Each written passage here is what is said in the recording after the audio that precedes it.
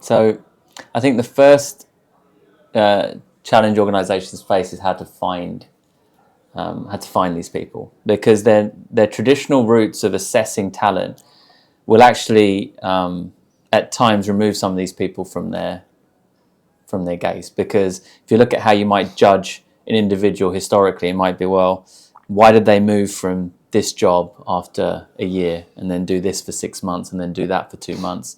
And so people were looking for, well, if they've moved around, that can't, that's not a good sign, right? So I wouldn't even assess that person. So I think the first thing is to acknowledge that this segment exists, and then think about actually how do you identify them and find them, and how do you change your mindset in terms of assessing talent, because independents naturally will have a very different profile in terms of when you're looking for them.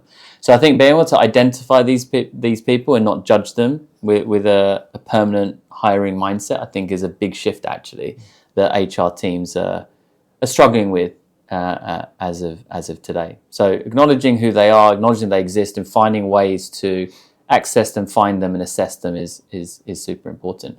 I think going where the talent is going to be important. So before, I think an organization had the confidence to say, well, talent will come to me.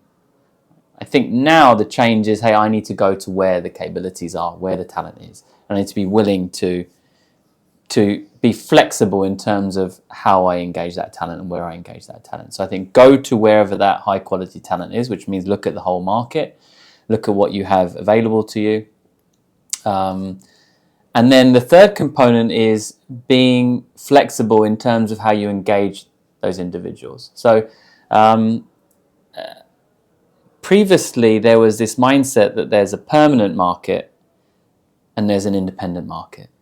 There's the people that only want permanent jobs, and there's the people that only want contractual work.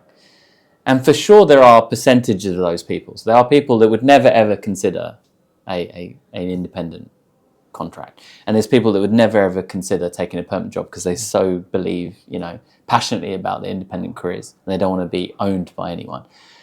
But there is a big proportion of people out there that will follow the work, that will assess the opportunity, and think about the contract next. So is this an interesting piece of work? Is this an interesting organization? Are these people I want to work with? Is this a place I want to spend time?